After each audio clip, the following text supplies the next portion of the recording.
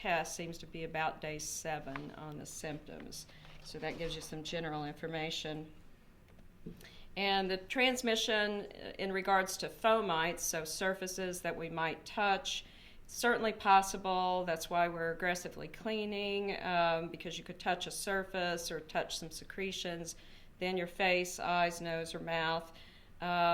It's probably not as important a transmission mode as the respiratory issue. That the respiratory is certainly the most important way this virus is transmitted. So survival on surfaces, you may have all seen some of the data that came out on that in the studies. A hard, smooth surface, especially like metal or a smooth plastic, about 72 hours, maybe longer. Cardboard seems to be a shorter period of time, maybe 24 hours or a little over. Porous, it doesn't last as long. So that seems to be a little safer surface for it to land on. It doesn't like to stay there for very long. And I was going to mention the air real quick. The air, maybe 3 hours. I think I have that on another slide. This is the estimated epidemiology that some people have done the statistics on this, and it mentions the doubling time, and the community attack rate could be 30 to 40%. Cases requiring hospitalization of 5%, maybe 1 or 2% might require the ICU care, and the ventilatory support, maybe 1% of those.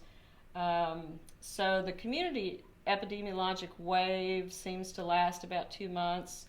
Estimated burden to the United States might be 96 million cases, 4.8 million admissions, almost 2 million ICU patients, and close to 500,000 deaths. So this is just some of the general data that some groups have come up with. We don't know how it is going to evolve. Estimated burden. So COVID-19 symptoms, fever and cough and shortness of breath are the common ones that you all hear about.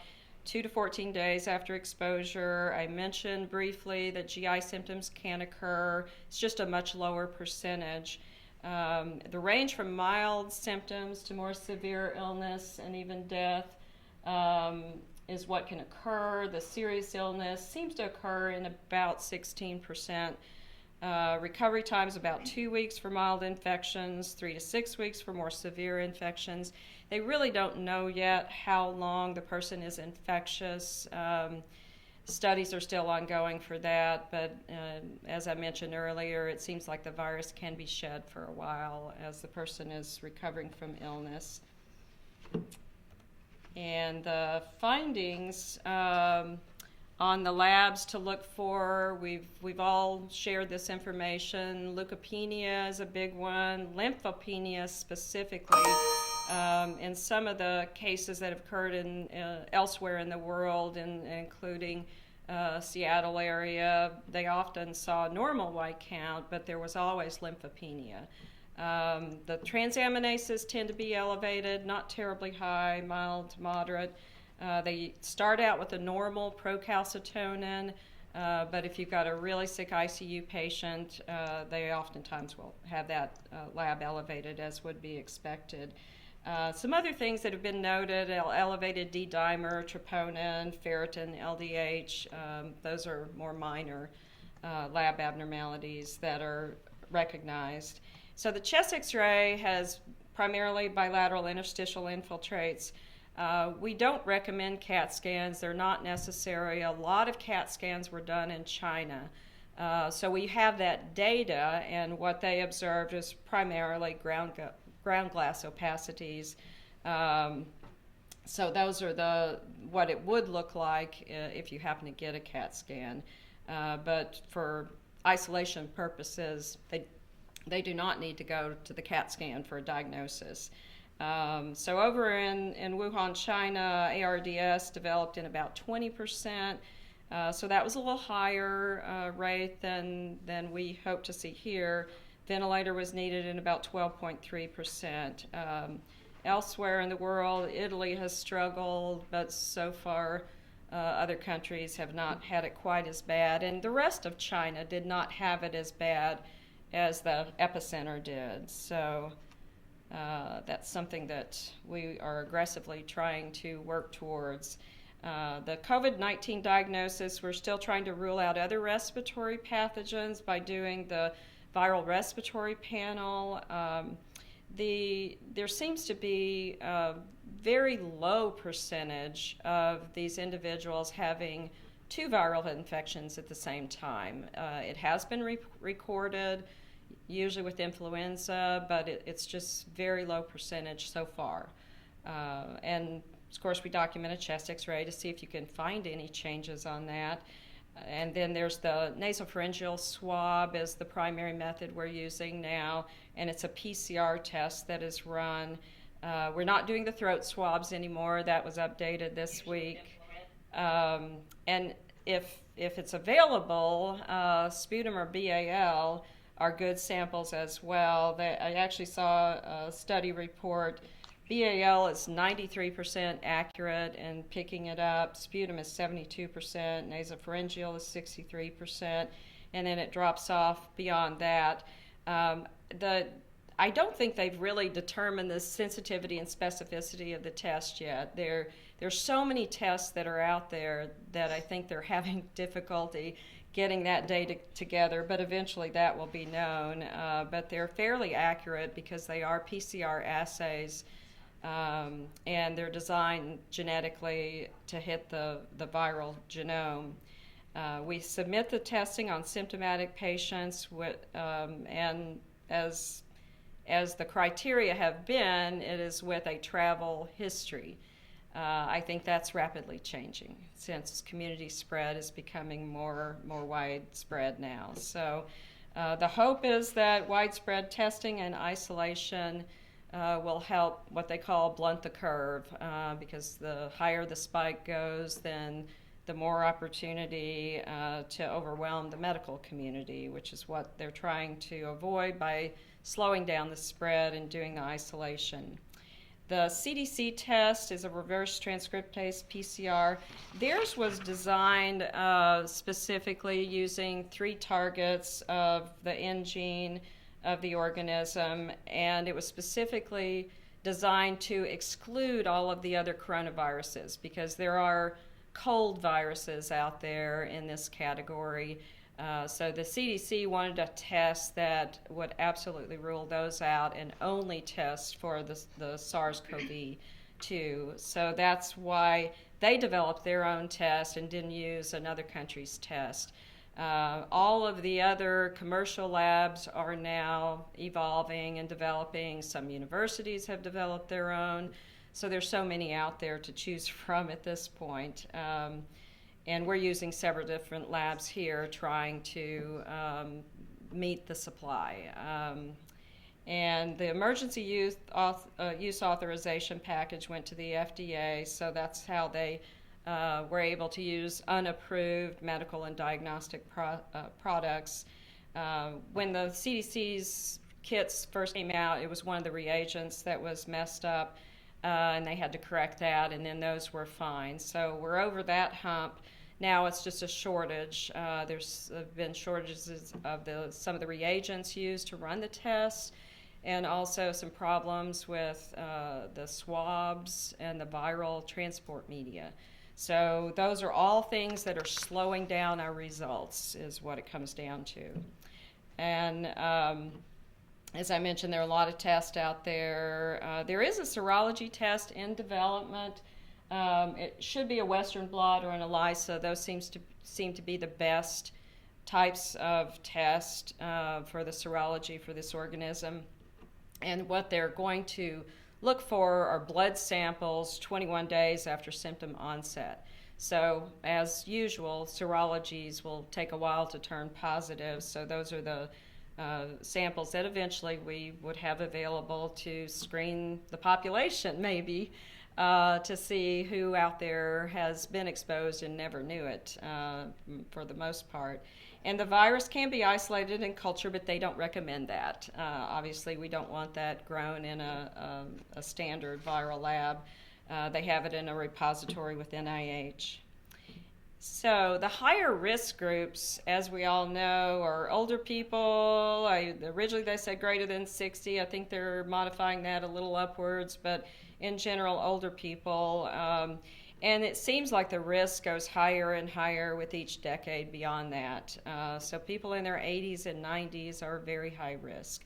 The medical conditions, that's really actually been expanding a little bit too, but coronary disease, lung disease, diabetes, heart, even hypertension, maybe about twice as likely to have serious outcomes. But you also think of other groups, smokers and people with obesity, kidney disease. Those all seem to be groups that are coming along and recognized as having more serious problems with this virus. And they don't know a lot yet about neonates, pregnant women, because there are so many limited cases. It seems like vertical transmission does not occur from the mother to the fetus. But data obviously is going to be coming out eventually as more cases are recognized in those individuals.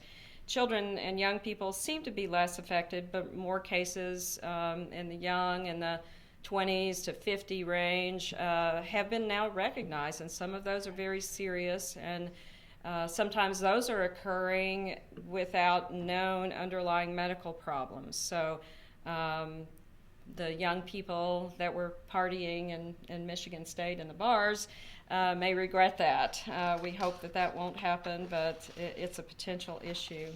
And the isolation, symptomatic patients, cough, fever, shortness of breath. As I mentioned, it has been people with the risk factors of travel, but that's obviously going to change and go away as community spread progresses.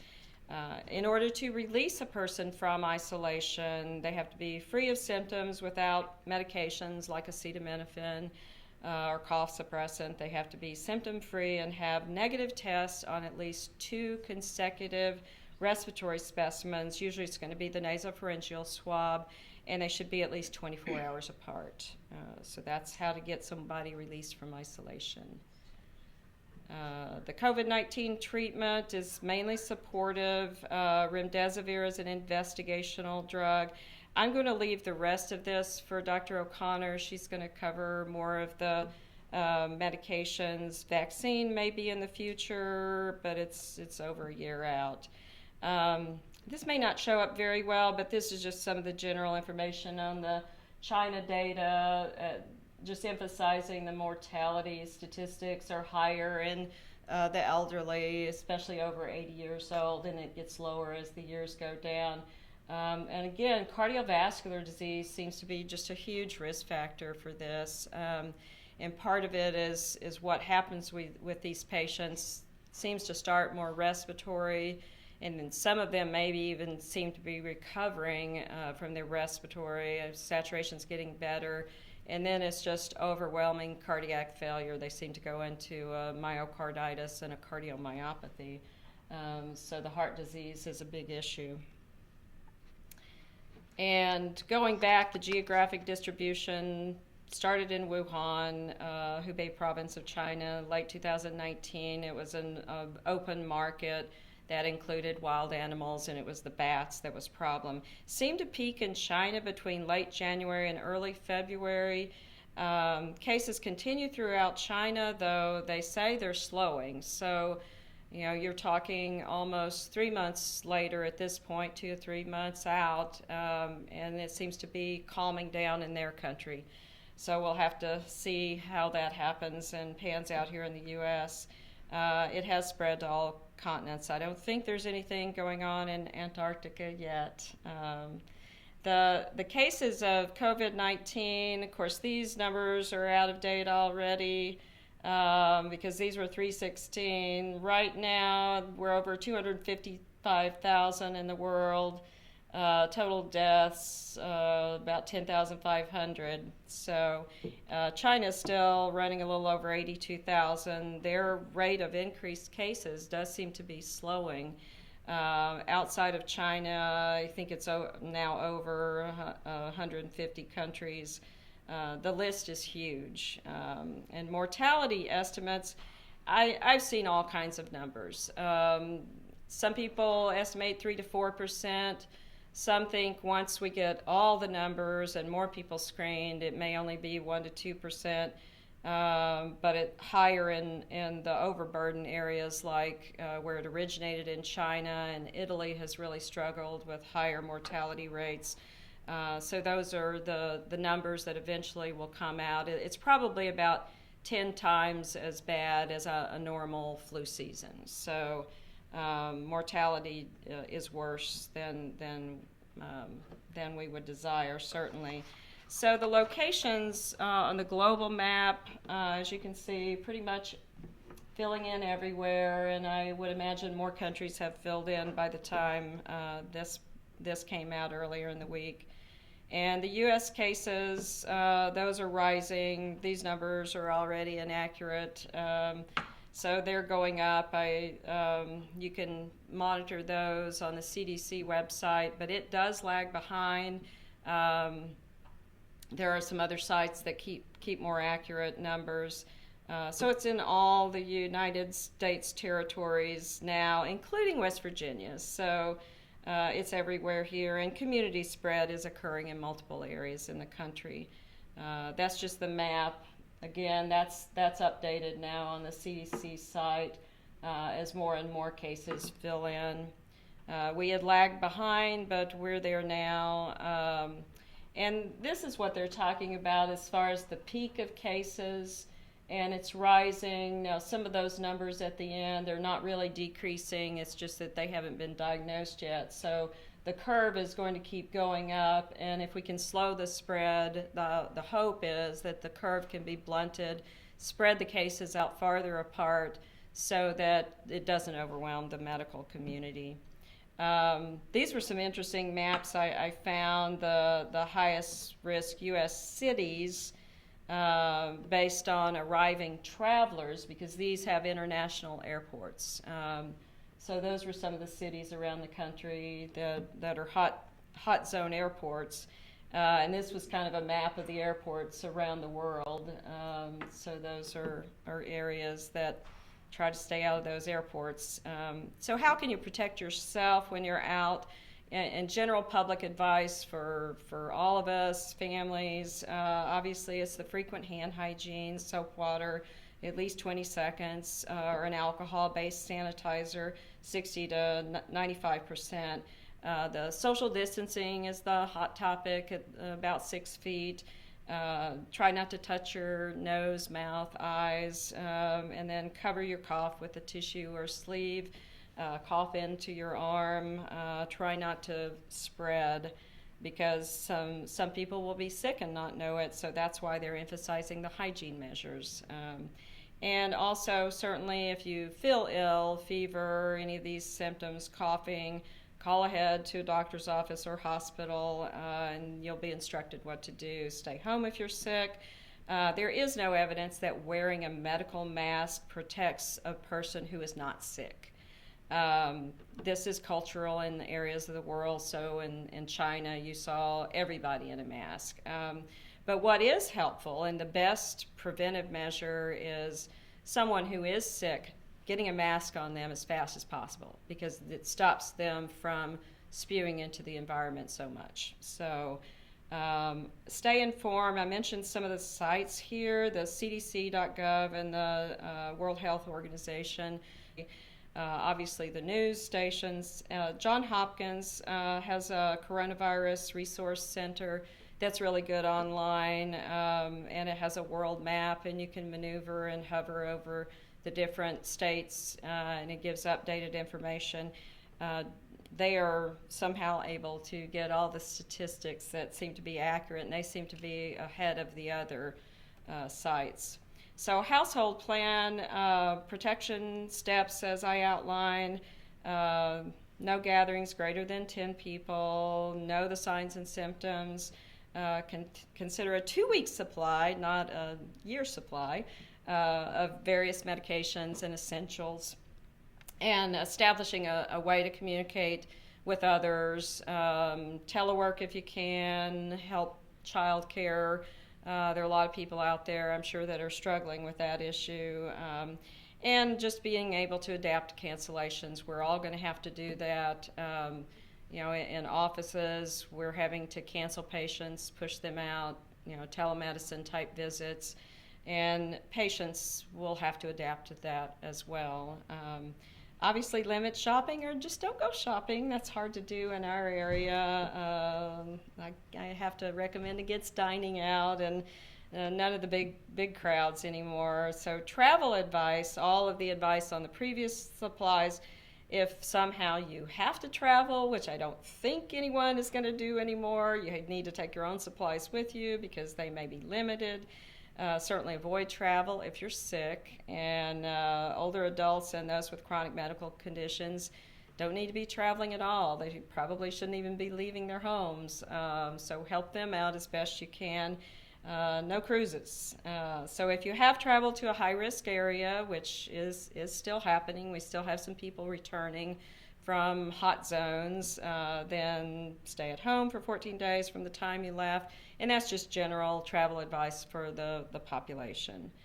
So if you have friends asking you about that, that's what you can tell them. And just a quick quarantine versus isolation. So the definitions. The quarantine is where you're restricting well people to keep them away if they've been exposed to a communicable disease. They're to monitor themselves to see if they become sick. We have them checking their temperatures.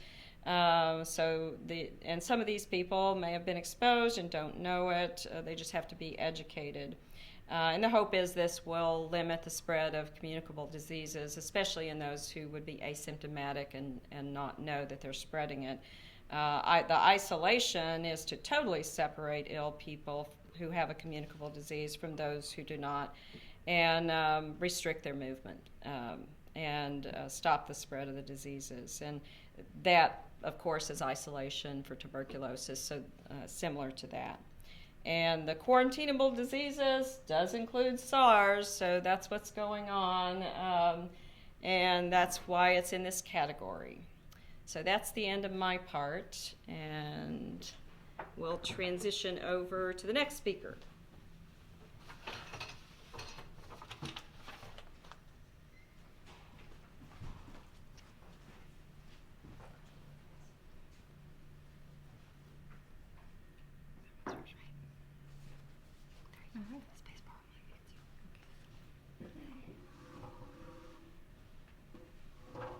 Good afternoon.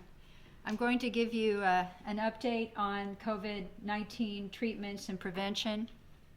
Actually, I had to even update the slides last night. That's how fluid this particular topic is right now. And I'll also try to give some background about why some of these recommendations have been made. I won't be going into the management of the ARDS severely ill patient, but just specific treatments, antiviral treatments or anti-inflammatory treatments that are now being suggested as management. Just to go back a little bit, did you have the laser? Okay, so just to go back, I just want to do a brief graphic of the virus. Coronaviruses are called corona because of their shape with the spikes around the outside, and that's an important point in the transmission of this virus. The surface is covered with a glycoprotein called the S spike, which is important for this virus to be able to bind to the cells in the body. It is a lipid virus, meaning it has a lipid coat, which is why you can wash your hands and the detergent helps get it off of your skin. And it is a single-stranded positive RNA. So basically, the large glycoprotein spike is called an S spike, and it binds to the ACE2 inhibitor on the human cells. Those cells are known, there are a number of areas of the body where we have the ACE2 inhibitor, including, in particular, lung tissue, the GI tract, particularly the small intestine. There's even some in the brain, inside the vascular system, which is why you have such a systemic illness when you have this virus. As the S spike binds to the ACE2 receptor, then the two other proteins within the wall help to allow the virus to fuse to the human cell membrane and allow the contents, the RNA, and a number of other enzymes to be injected into the human cell to set up replication. And basically, the initial reading of the viral RNA is done by the viral enzymes, but the virus itself actually hijacks a large number of proteins within the cell in order to reproduce and to make new viruses. And all of that mechanism has been studied and identified in a very short period of time. An interesting fact is that when they were trying to figure out what chemicals within the cell are being hijacked, the first time they ever were able to do that in detail was with the HIV virus in 2011, where they understood how many different important molecules within the cell were being used by the virus. And in the last few years, it averages 2 years of research to identify all those human proteins that are being hijacked. With this virus, they did it in 30 days, so that's pretty remarkable. So we have divided the infection and the various stages now to kind of talk about how we're going to either prevent, address the early stages of illness or the late stages. So when the virus has entered the body and is starting to attach to cells and cause injection and replication, we call that obviously the replication phase. And there are a number of specific ideas that are being looked at for ways to prevent that part of the phase and actually would reduce a lot of the symptoms. First one would be to try to prevent the binding of the spike protein to the ACE2 receptor. And right now, the biggest studies are being done with monoclonal antibodies. The hope would be that you either bind to the S spike or you bind to the ACE2 inhibitor and prevent them from being able to join together. Regeneron, which is a company that is famous for having produced the Ebola treatment, has a 2 monoclonal antibody plan, which is what they're using for Ebola. They actually have 2 monoclonal antibodies that have been combined together that appear to work more effectively than just one. And they're doing the same kind of research to produce a similar product for SARS-CoV-2. The idea here is that having 2 together doesn't allow the virus to mutate, to become resistant, and it appears to be much more effective. The plan, though, is not to use this as a treatment as much as a prophylaxis, particularly for healthcare providers. Their goal is to get this out as soon as possible and start giving it to health care providers who have had a potential exposure to try to prevent them from becoming ill. They can use a lot lower dose, get a lot more use out of their batch of whatever they have. So prevention is what they're looking at. And this is one area where it's thought that perhaps chloroquine and hydroxychloroquine may be somewhat useful in the replication phase. It's thought that they may glycosylate the ACE2 receptor and make it not so attractive to the S protein. But that's theoretical at this point. The second idea is to prevent the virus from hijacking those cellular proteins to thrive and to reproduce.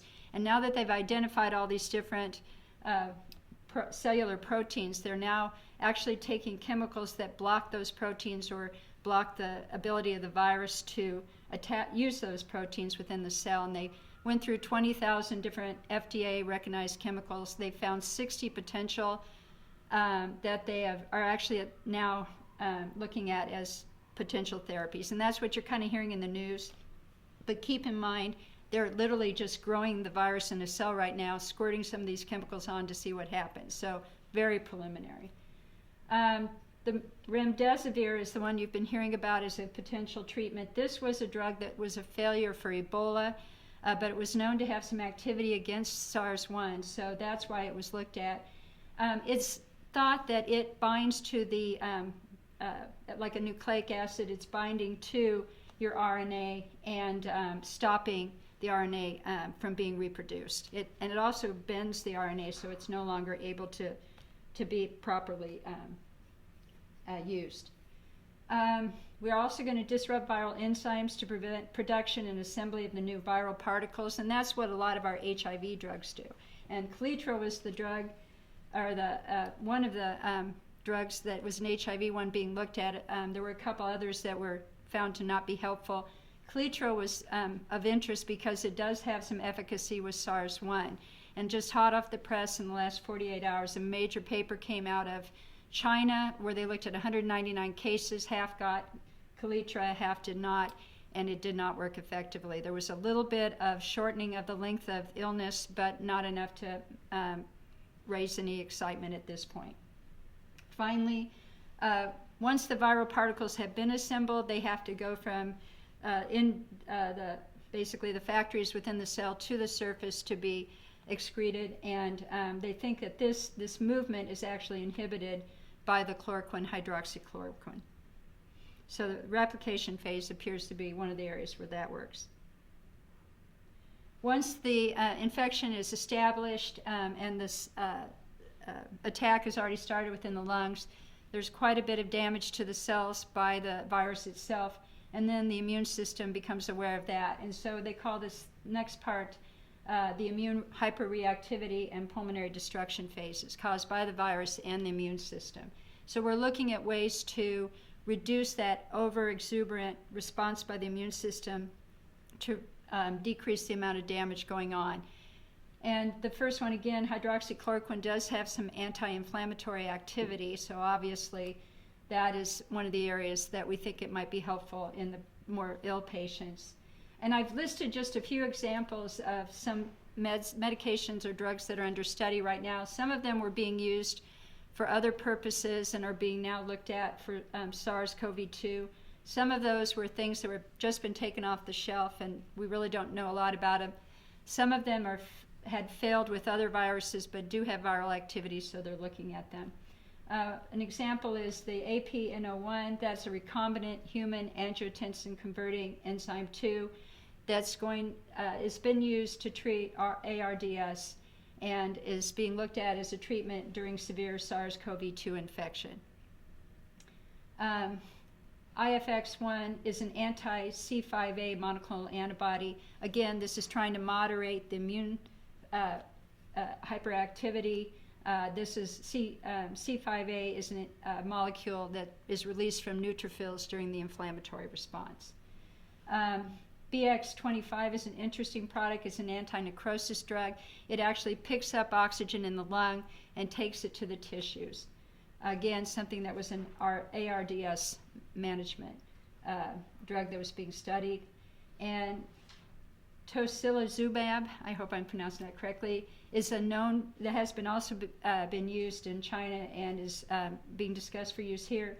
It's a monoclonal antibody that targets interleukin-6, which is an to kind of lower that cytokine storm that they're talking about in the severe cases.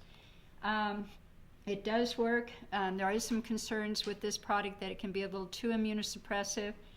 And they're out looking at some other anti-interleukin-1 products to try to lower the cytokine storm without severely immunosuppressing the patient.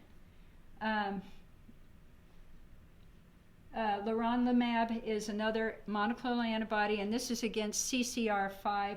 That's a receptor also for cytokines. And interestingly enough, that's where HIV binds on mast cells, is the CCR5 receptor. And we actually have some antiretrovirals that prevent HIV from binding to CCR5 that we've had on the market for a number of years. And this is just a list of just a few of the really dozens of vaccines that are being looked at or developed at this point. We have one that's there's one that's already passed animal model, and they're starting human volunteers. Most of these are still being developed. The platform is available, but they haven't actually developed a vaccine. You're going to see a ton of companies out there announce that they are looking at a vaccine, and some of these are suspected to be just kind of a marketing ploy, but there are at least 3 that are in stages to getting ready for a human trial. But again, it's going to be probably 1 to 2 years before we have anything available. Now, Beth did give you a few resources out there that are available for management of the patient with COVID-19. WHO has their management document for severely ill patients. Another one that not well known, but it's the Internet Book of Critical Care. They're having their own COVID-19 review. They're putting up the latest data and articles to review. The Italians and Chinese also have put together protocols for management of these patients. There's a fairly good one from the University of Michigan. That one also has a nice table of treatments, though some of the things they have on there, the last time I looked at it, will now be obsolete. University of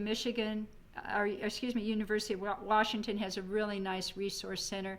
And it doesn't just talk about treatment, it talks about how to set up your drive-through testing, what to do in clinics, just a lot of really good information that they've already put together for recommendations for how we manage based upon their experience. Some specific therapies. This was taken both from Michigan and also we're part of a very large infectious disease group, and the consensus just based on the literature in the last few days.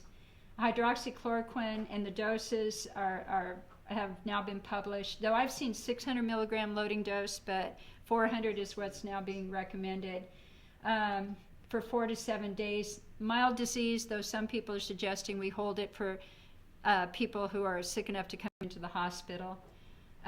There are many side effects with both chloroquine and hydroxychloroquine. Obviously, hydroxychloroquine is more tolerable. Rash is probably the most common side effect. If we're going to have massive use of these medications, which have been used for specific indications of malarial prophylaxis, G6PD, there's been some wonder if that might become an issue for if we're actually giving it to this massive amount of people. And on here I did put the lopinavir, ritonavir, or Kaletra, though again, because of the study, it probably will not be recommended as a treatment. It does have more activity against SARS-1. So for therapies for moderate to severe disease, again, the hydroxychloroquine, if the patient's ventilated, it's recommended you can give a longer duration. Or for somebody who's really profoundly immunosuppressed, and it'll obviously give the longer duration. The tablet can be crushed if you have a patient on the ventilator.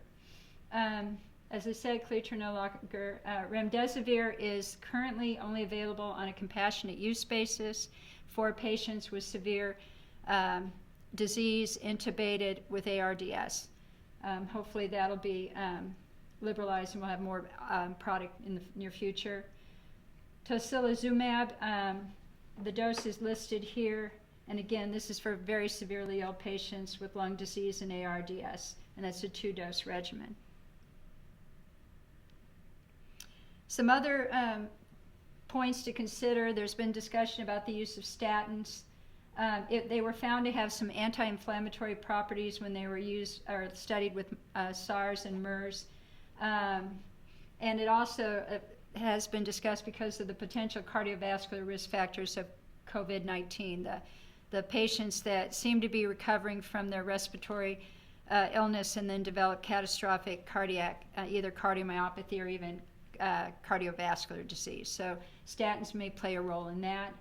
As far as whether we should be stopping ACE inhibitors, that basically is still up in the air. There's one big study suggesting they should be stopped. Other studies have suggested they should not, and the American Heart Association has recommended they be continued.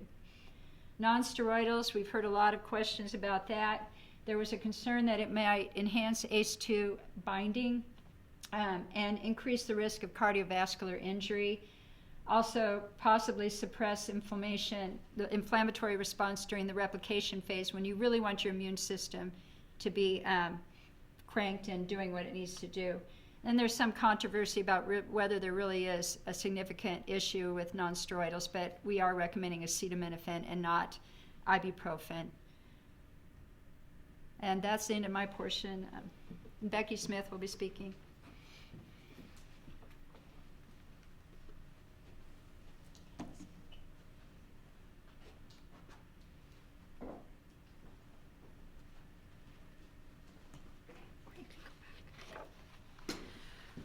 Okay, I'm going to take us back to some basics. So with this, we need to remember our good standard precautions. With any unknown respiratory viral patient, we want to treat them the same way. We want to make sure that we're remembering good hand hygiene, and we want to take care of that source patient. So as Dr. Henry recommended earlier, you want to cover their cough. We know that we have limited supplies of masks right now, so we can cover that cough with that elbow. Even a tissue can be something that you can use to cover your cough. Hand hygiene is immensely important, so soap and water is an option as we're running low on that alcohol-based hand rub. But if you are using alcohol-based hand rub, that 60 to 95% of alcohol is what you want to find. That's going to provide you with the best level of protection. Avoid touching your T-zone. That's that eyes, your nose, and your mouth. As I look around a room, I always watch to see who's leaning around, touching their face, and I always find somebody that's doing so. So that's a good way to transmit something. So avoid touching that area. You want to clean your high-touch surfaces frequently. That's those doorknobs, those handles, and then where your patients are touching frequently. We get questions of what has efficacy against this and what can we use. So the EPA has a good reference out there for you. I've listed it here. You're looking for something that has efficacy against that's called SARS-CoV-2. So that is that virus that is causing the COVID-19. So when you're using that agent, you want to make sure that you're using the agent appropriately, that you're applying it and you're allowing it to have a dwell time. So allowing it to be wet for the amount of time that is recommended on that product label. And then finally, we talked about social distancing already. You've probably heard a lot about that in the news, and you can see that our waiting rooms have changed a lot around here. So we're moving those chairs at least 6 feet apart. So try to keep your distancing at least 6 feet apart. Those droplets travel that far when somebody coughs or sneezes. And then the hardest part for a healthcare provider, stay away from those people that are sick. So follow our isolation signs that we have posted. And as you can see, we're screening people as they come in. And it's important that when you're making those phone calls or you're receiving those phone calls in, that you're screening people to see do they have symptoms. So you want to minimize exposures. So do that before arrival. So you want to instruct your patients to be calling ahead. You're going to hear a lot of that in the news and the radio right now. Also on all the sites that you see out there, your CDC sites, your local public health sites, they're instructing patients to call ahead if they have any symptoms to make sure that they're reporting that to their healthcare provider before they come in.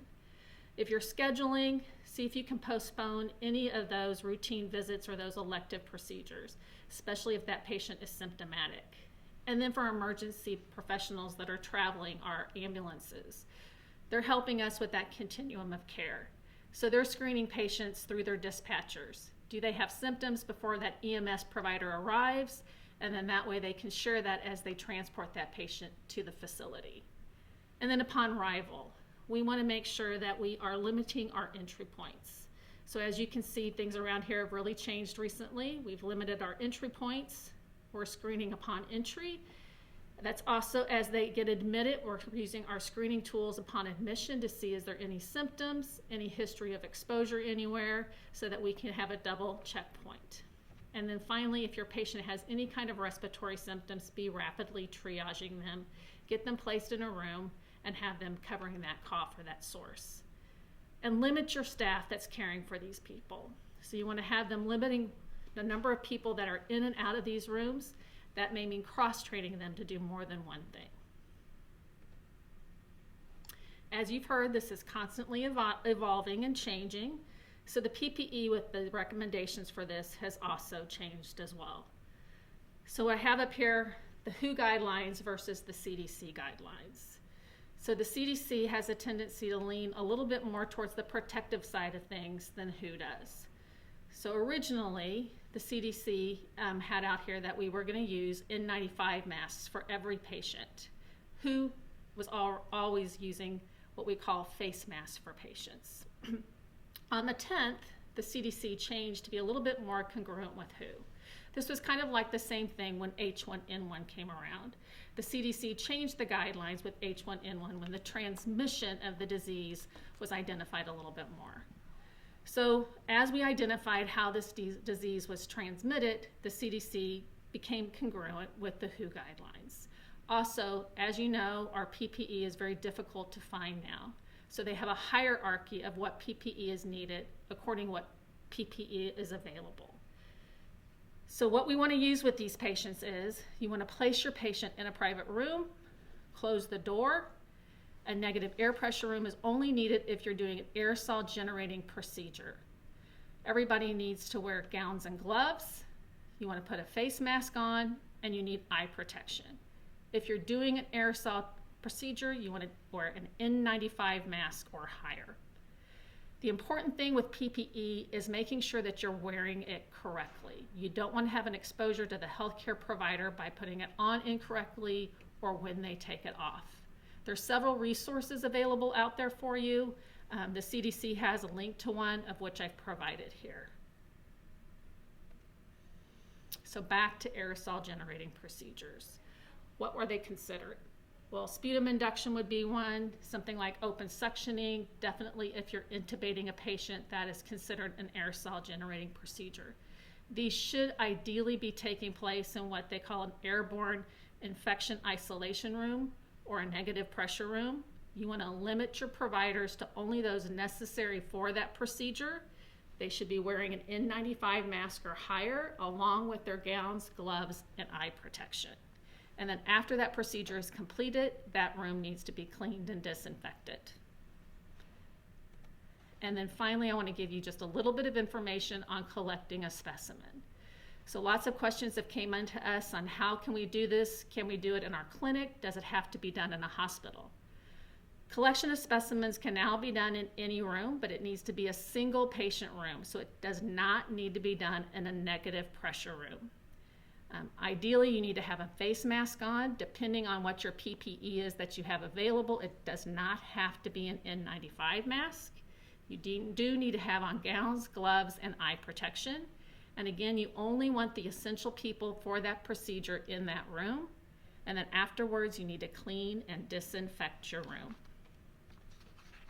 So, I do want to thank you for attending. We are going to answer any questions that you have. If you haven't already done so, please submit your questions in writing using your YouTube chat box on your screen. And do we have a first question? This one says the sensitivity false negatives on PCR. So I think, Dr. Henry, you talked about PCR. Unfortunately, that's not really very well known yet at this point. Repeat the question. Oh, In case they didn't hear what I said. so is the question was regarding the sensitivity on the PCR test, and that's what we really don't know yet. It's fairly good, very accurate in general for PCR assays because they're specific to the genomic material. I think the sensitivity I've heard most commonly quoted is around 60%, but as high as 70%. Specificity is much very higher. high. Right. Yeah. So that's what's known right now. Next question, will the restrictions regarding social distancing and quarantine lessen as time goes on? Eventually, but I don't think we have an endpoint for the most strict. I think it's going to be longer than people anticipate. A similar question is, has there been a projected peak for the virus for our area? This person read that epidemiologists are predicting late summer, early fall globally. For the peak? They're anticipating that it will peak in late summer? Oh, That's what I this don't. said. I think No. it'll peak sooner than that. Yeah, Okay. we're thinking within the next few weeks. You just look to the China data Yeah. and what's happened there. They seem to be maybe on the downswing, and it's 3 months out. Right. But we So just we don't haven't know. yet hit our No. We have not hit our peak, but I don't anticipate it. It's going to peak in the late summer. Actually, Soon. there's a suspicion we'll see a taper and then a second peak sometime this fall. Also, we've Okay. heard some experts. Okay. Will elective procedures be canceled? Yes. Yes. Done. The question is, will elective procedures be canceled? And the answer is yes. Any time frame on that? Today. Today. Okay.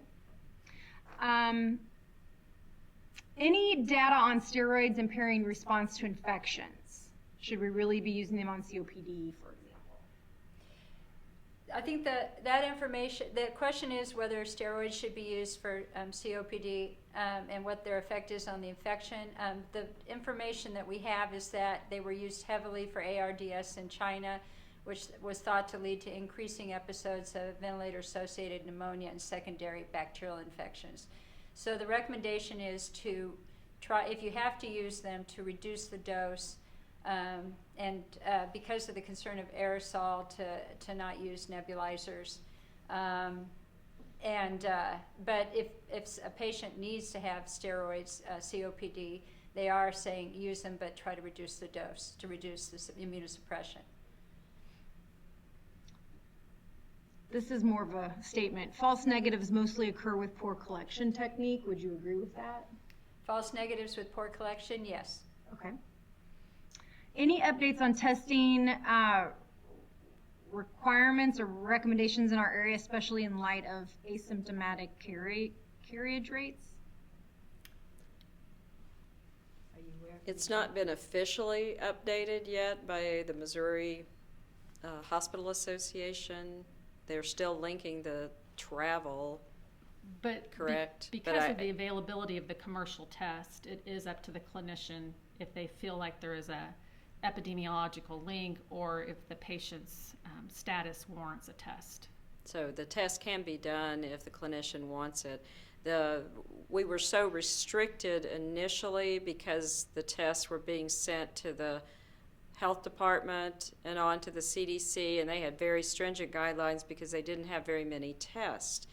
But now that the commercial testing is ramping up, yes, if you want the test and you feel it should be done, you can order it. The turnaround time is not so good, but It's better. it's supposedly getting better. How long do you think we will continue to limit the number of visitors allowed per patient in the hospital? Indefinitely at this point. We Right. don't know. We do not know how long the visiting will be limited. For canceling elective procedures, how far out would you recommend canceling? 1 month, 2 months?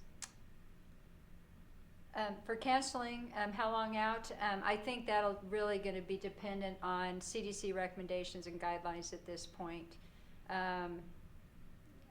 We really don't know. I think that's all the questions.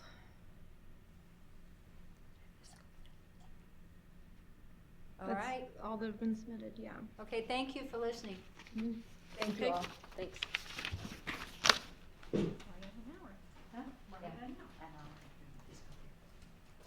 we meeting at 2 o'clock? Oh, Grant, I'm meeting with, I got to go talk.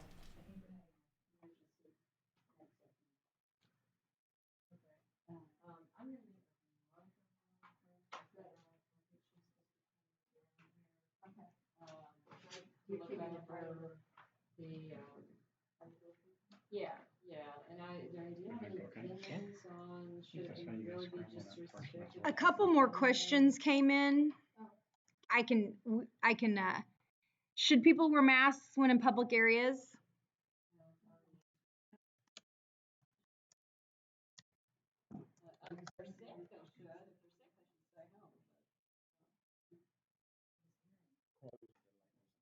And then, how long do you think we will be screening at the doors?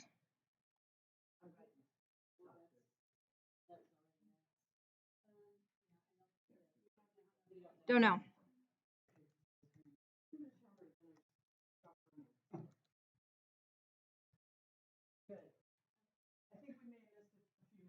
We did for the delay. The delay.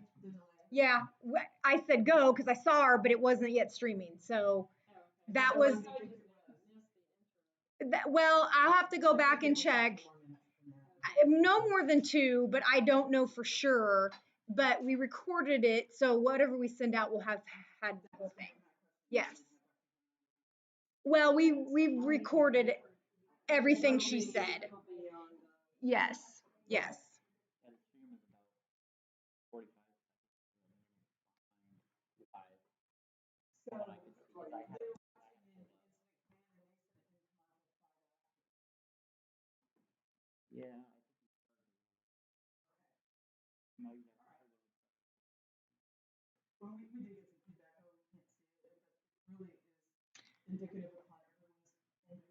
Well, and I panicked because the link, like Andrew was like, well, that's not the link you sent out. And I'm like, oh my gosh. So I looked on my phone and clicked the link and it redirected.